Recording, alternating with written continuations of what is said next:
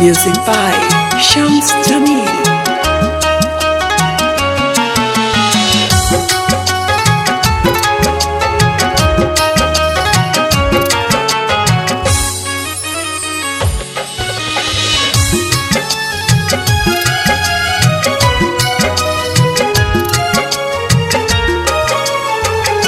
ऐसा के बाद, ऐसा के बाद, ऐसा के बाद इबादत में उतर जाएंगे।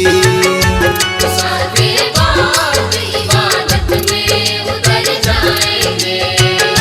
ऐसा के बाद इबादत में उतर जाएंगे। ऐसा के बाद इबादत में उतर जाएंगे। नजरिए यार से, नजरिए यार से मिलते ही संवर जाएंगे। ऐसा के बाद इबादत में उतर जाएंगे।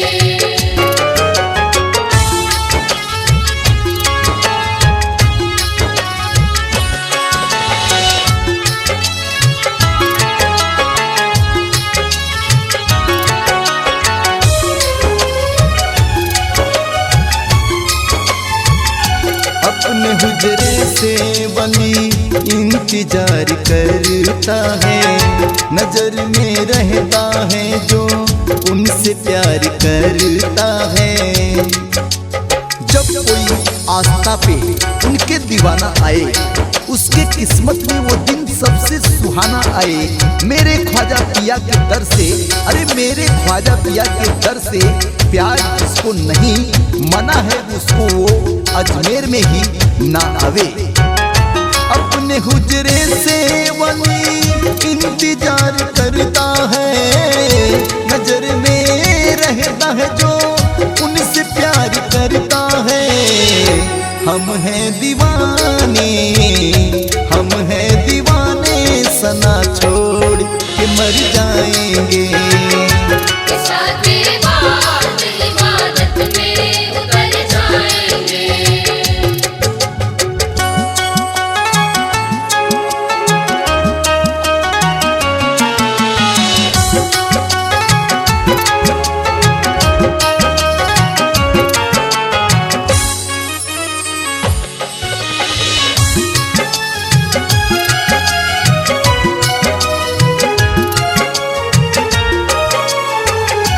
जब भी तकदीर तुझे लेके वहाँ जाएगी, जख्म धुल जाएंगे तकदीर मुस्कुराएगी।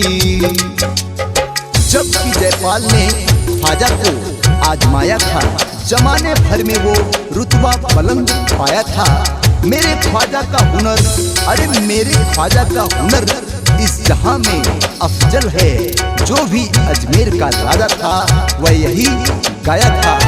जब भी तकदीर तुझे लेके वहां जाएगी, जख्म धुल जाएंगे तकदीर मुस्कुराएगी। खुदा के यार से, खुदा के यार से बच कर के किधर जाएंगे। ऐसा के बाद इबादत में उतर जाएंगे।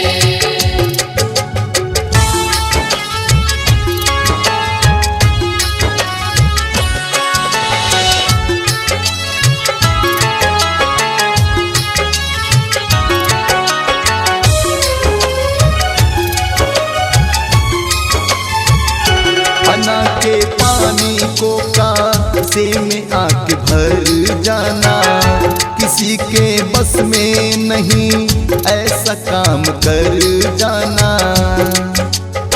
माजरा पानी का जमाने में मशहूर हुआ और उसी पानी से गमखारों का गम दूर हुआ। जमीन साट के बैठ गई, अरे जमीन साट के बैठ गई।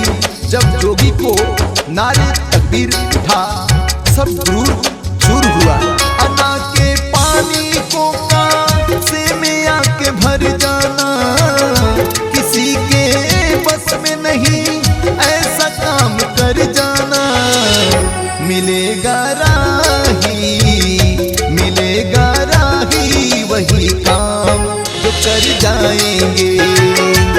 ऐसा के बाद इबादत में उतर जाएंगे, ऐसा के बाद इबादत में उतर जाएंगे, ऐसा के बाद इबादत में उतर जाएंगे। नजरिए यार से, नजरिए यार से मिलते ही संवर जाएंगे।